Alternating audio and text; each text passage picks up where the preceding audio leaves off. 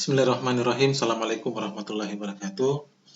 Alhamdulillahirrabbilalamin. Wassalatu wassalamu ala rasulillah. Wala hawla wala quwata illa billah, amma ba'd. Alhamdulillah, pada kesempatan siang hari ini kembali saya melanjutkan materi untuk mata kuliah teori administrasi publik yang sempat vakum beberapa kali pertemuan. Dan di pertemuan yang kali ini, di pertemuan yang kedua, saya mencoba akan menjelaskan tentang tipe teori administrasi publik. Di mana di pertemuan pertama sudah saya jelaskan apa itu teori, lalu bagaimana teori administrasi publik itu sendiri. Di bagian pertama ini, sebelum saya akan jelaskan seperti apa tipe teori administrasi publik, perlu saya sampaikan bahwa di awal sudah saya singgung di pertemuan sebelumnya bahwa administrasi negara atau ilmu administrasi negara ini sampai saat ini, sejauh ini belum mampu menghasilkan teori yang secara khusus, secara eksplisit dapat disebut sebagai teori administrasi negara atau teori administrasi publik. Selama ini ilmu administrasi negara itu hanya mengadopsi atau meminjam teori-teori yang berkembang di disiplin ilmu lain, untuk kemudian itu digunakan di dalam menjelaskan aktivitas atau perilaku dalam administrasi negara atau administrasi publik. Sebagai contoh misalnya, motivasi dan partisipasi. Itu adalah konsep yang dikembangkan ilmu psikologi dan ilmu politik. Tetapi banyak dipakai dalam literatur administrasi negara. Untuk apa? Untuk menjelaskan fenomena administrasi negara. Nah, di sini memang sulit kita untuk menemukan teori yang orisinil merupakan teori administrasi negara. Misalnya konsep efisiensi itu dikembangkan ilmu ekonomi atau manajemen. Sebagaimana yang dikemukakan oleh salah satu ahlinya, katakan seperti Caiden misalnya, katakan bahwa ilmu administrasi negara itu belum mampu mengembangkan teorinya sendiri. Ada banyak teori dalam administrasi negara, tetapi kemudian sedikit sekali teori umum tentang administrasi negara yang disebut sebagai teori yang kemudian itu dipinjam dari ilmu lain. Ada juga pendapat lain, misalnya Bailey kemudian mengatakan bahwa teori administrasi negara itu mencangkup semua ilmu, semua teori yang relevan dan berguna untuk menjelaskan hakikat administrasi negara itu sendiri. Yang ini menjelaskan misalnya kondisi dan relasi dalam administrasi negara, sebagaimana pertanggungjawaban atau suatu prinsip-prinsip dalam administrasi negara.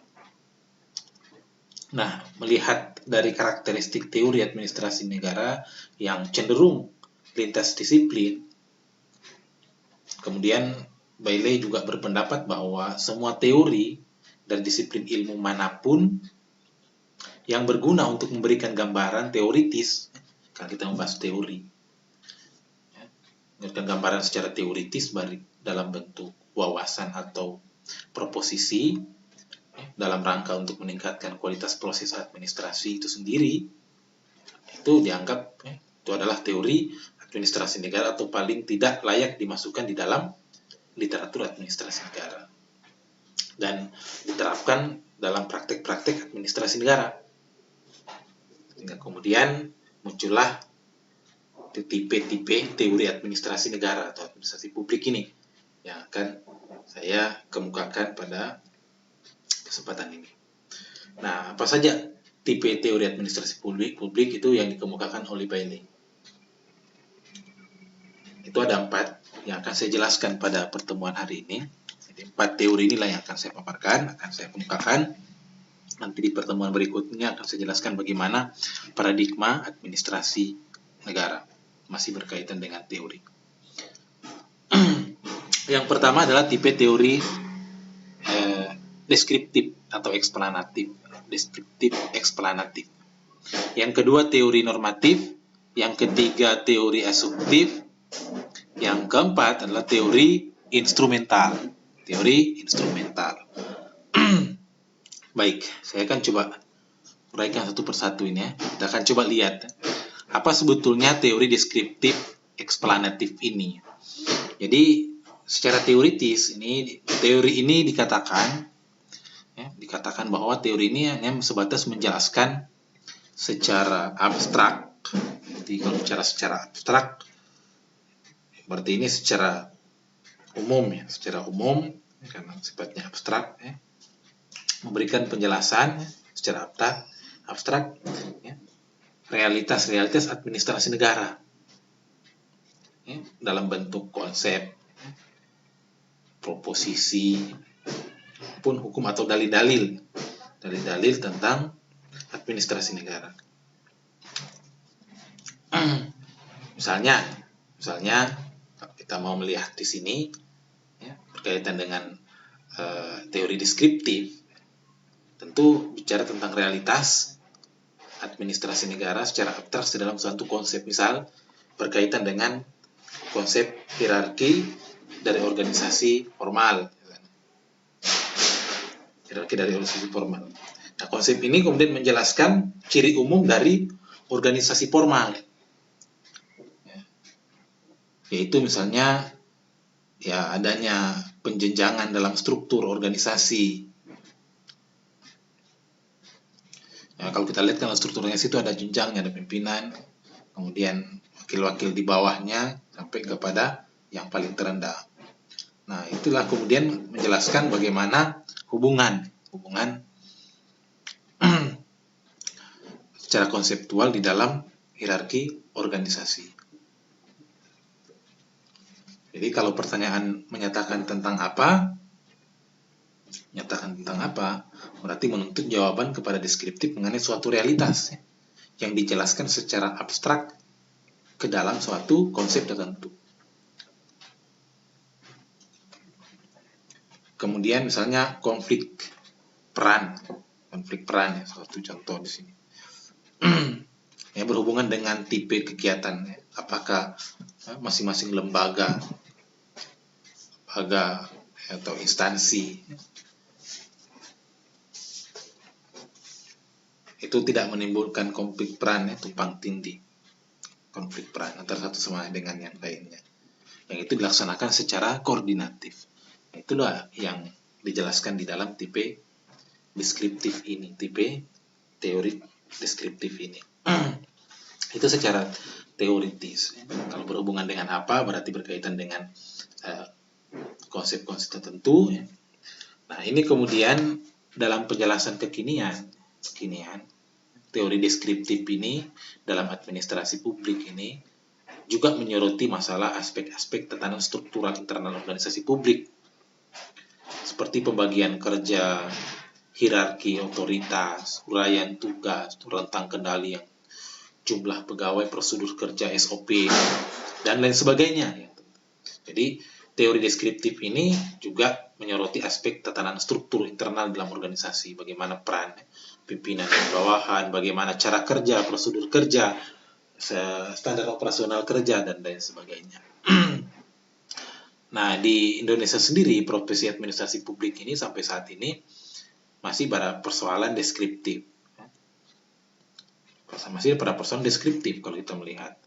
Yang nampak antara lain adalah berkaitan dengan aktivitas pemerintahan yang masih berkisar pada penataan organisasi. Jadi ini berkaitan dengan persoalan penataan organisasi. Pendelegasikan kewenangan, tingkat gaji atau upah, pemekaran wilayah, penataan perangkat-perangkat daerah, penyusunan dokumen perencanaan, dan lain sebagainya.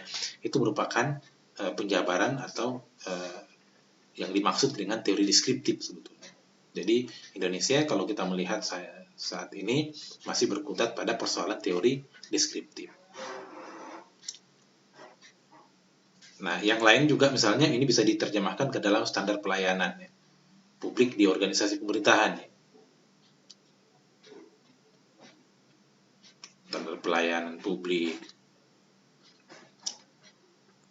Kemudian di dalam administrasi publik juga kalau kita melihat di Indonesia ini, disiplin administrasi publik di Indonesia juga masih berfokus pada konteks yang deskriptif tadi.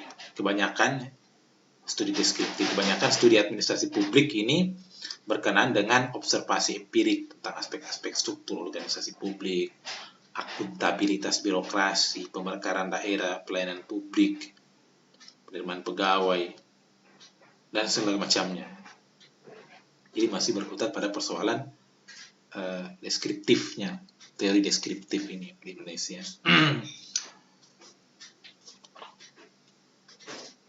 Jadi nanti akan saya coba berikan narasinya saya akan kirimkan nanti bentuk narasi-narasi penjelasannya lebih lengkap insya Allah. Itu pertama. Yang kedua adalah teori normatif. Apa itu teori normatif? Itu menjelaskan situasi administrasi di masa mendatang secara perspektif. Kemudian dikembangkan, dirumuskan di dalam berbagai kriteria-kriteria normatif, baik itu tentang efisiensi, efektivitas, responsivitas, akuntabilitas, maupun partisipatif.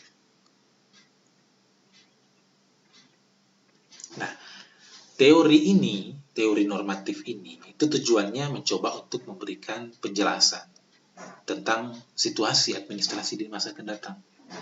Tentang coba menjelaskan bagaimana situasi administrasi di masa yang akan datang. Ya. Secara perspektif tentu. Termasuk dalam teori ini adalah pernyataan atau penjelasan-penjelasan yang bersifat utopia, yaitu suatu cita-cita yang sangat idealistis ke depan. Teori normatif juga dikembangkan dengan merumuskan kriteria-kriteria normatif yang bagaimana di sini katakan persoalan dalam teori normatif di sini justru adalah bahwa kriteria normatif yang ditawarkan tidak selalu mendukung, bahkan bisa saja saling bertentangan. Misalnya, penekanan yang terlalu tinggi pada efisiensi itu sudah pasti dapat mengorbankan pemerataan, keadilan. Kalau orientasinya adalah efisiensi, pasti akan saling bertentangan dengan equity, karena dia otomatis akan mengorbankan pemerataan, karena sudah bicara tentang efisiensi. Sentralisasi juga, selain tadi efisiensi yang mengorbankan pemerataan atau equity, keadilan, bicara tentang sentralisasi yang berlebihan itu juga dapat menghambat atau kemudian mengurangi nilai-nilai demokrasi seperti partisipasi, akuntabilitas publik, transparansi, pemberdayaan masyarakat. Nah, kriteria-kriteria normatif ini di dalam teori administrasi ini kemudian seringkali terkesan ambisius, kontradiktif dan relatif, dibatasi kemudian oleh ruang dan waktu. Namun teori ini tetaplah penting karena kemajuan administrasi negara itu akan lebih terarah bila terlebih dahulu ditentukan kriteria yang tepat untuk kemudian mengukur kemajuan teori ini. Nah, di dalam konteks kekinian, kalau kita bicara tentang teori normatif, itu sudah pasti berfokus pada apa yang harus dilakukan oleh praktisi dan yang harus dipelajari oleh para teoritisi administrasi publik. Kenapa? Karena teori ini berbasis pada sebab-sebab dari suatu outcome. Apa yang menyebabkan suatu outcome, dampaknya bagaimana, bukan sekedar apa yang berorientasi dengan outcome, tapi menyebabkan dampak, bukan berorientasi kepada dampak. Jadi itu yang dimaksud di dalam teori ini, teori normatif. Nah, di Indonesia teori normatif ini kemudian mulai diterapkan secara lebih nyata dalam dalam dekade ini terakhir ini. Di dalam misalnya dalam pengujian teknik analisis statistika itu juga merupakan bagian yang sangat populer saat ini di kalangan para peneliti. Dan ini kemudian hasilnya sangat banyak memberikan sumbangsi pemikiran di dalam pelaksanaan pemerintahan. Misalnya kalau kita coba melihat begitu banyak hal-hal yang direkomendasikan kepada pemerintah, kemudian pemerintah merespon dengan pengembangan standar-standar prosedural, standar-standar struktural, standar perilaku, dan kemudian juga yang lain adalah standar etis dalam pelaksanaan pemerintahan. Misalnya tentang peningkatan tunjangan jabatan struktural itu juga sebagai instrumen untuk memberantas korupsi. Untuk meningkatkan pendapatan maka perlu ditingkatkan juga jumlah pendapatan dari penyelenggara.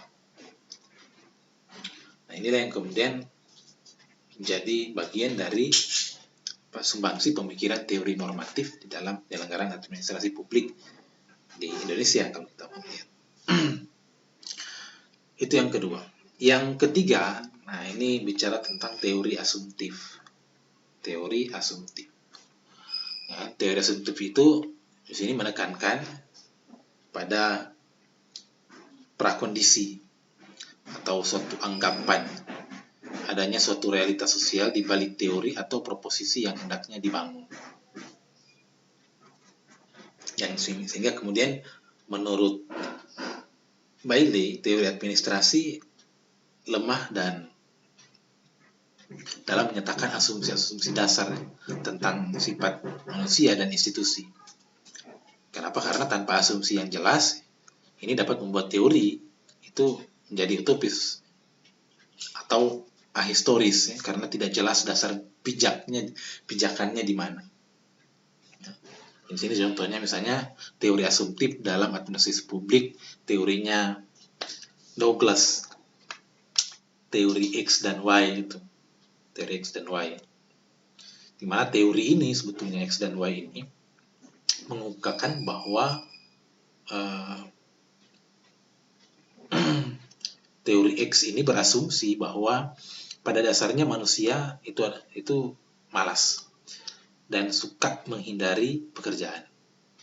Teori X. Ini menurut Douglas. Sementara pada dasarnya manusia itu adalah malas dan suka menghindari pekerjaan. Sementara teori Y-nya berasumsi bahwa manusia memiliki kemauan untuk bekerja dan memiliki kemampuan untuk mengemban tanggung jawab yang dibebankan kepadanya. Nah, masing-masing asumsi ini mempunyai implikasi dalam pengembangan teori manajemen atau kepemimpinan dalam organisasi. Masing-masing teori X dan teori Y. Nah, kalau kita melihat di dalam konteks kekinian teori ini, asumtif ini, itu tentu dapat diterapkan untuk mengobservasi dan memperbaiki administrasi publik di Indonesia saat ini. Namun demikian kemudian dinamika prosperity administrasi publik di Indonesia ini itu belum menampakkan banyak realitas yang memerlukan penjelasan-penjelasan teori asumtif dan sehingga metode-metode manajemen publik baru yang dikembangkan di negara-negara maju seperti Indonesia dengan tujuan untuk mengefektifkan dan mengefisienkan tujuan-tujuan publik itu belum dapat diterapkan Indonesia. Kenapa? Karena kontrol administrasi publik yang longgar, pembiayaan hasil dan bukan pembiayaan input dan proses belum diterapkan di dalam penelitian tentang hal itu. Itu karena dalam bidang kepedulian secara mendasar dari teori administrasi publik Indonesia itu masih berkisar pada struktur-struktur administrasi publik, proses-proses perilaku administrasi birokratik dan interaksi antara organisasi sebagaimana teori deskriptif yang sudah dijelaskan di awal tadi. Nah, itu teori asumtif. Nah, yang berikutnya adalah yang terakhir di dalam teori administrasi, tipe teori administrasi publik ini adalah teori instrumental. Ini juga hampir sama sebetulnya dengan teori yang tadi, normatif, teori asumtif tadi. Nah, teori ini kemudian memiliki pertanyaan pokok yang dijawab dalam teori ini. Pertanyaan-pertanyaan pokok. Tentang apa? Tentang bagaimana dan kapan di dalam teori instrumental. Nah, teori instrumental ini itu merupakan tindak lanjut dari merupakan tindak lanjut dari proposisi jika dan karena. Jika dan karena. Sebagai contoh misalnya kalau ini jika desentralisasi dapat meningkatkan efektivitas birokrasi, maka strategi teknik alat yang digunakan untuk menunjangnya, alat apa yang dikembangkan untuk kemudian bisa menunjangnya. Misalnya analisis biaya dan manfaat, cost and benefit, itu merupakan bagian dari teori instrumental.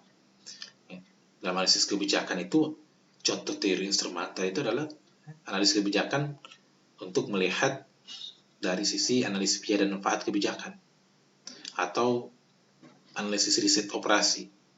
Itu kalau bicara tentang untuk melihat alat atau teknik apa yang digunakan untuk menunjang teori ini. Sementara kalau kita melihat tentang bagaimana dan kapan, untuk pertanyaan bagaimana dan kapan, ini kemudian menjawab terhadap pertanyaan ini gunanya untuk kemudian sebagai rekomendasi kepada pengambil kebijakan dalam menentukan langkah-langkah konkret dalam proses kebijakan publik ke depan. Jadi gambaran inilah yang kemudian kita bisa melihat bahwa ternyata di dalam perkembangannya teori administrasi publik ini yang sudah digambarkan oleh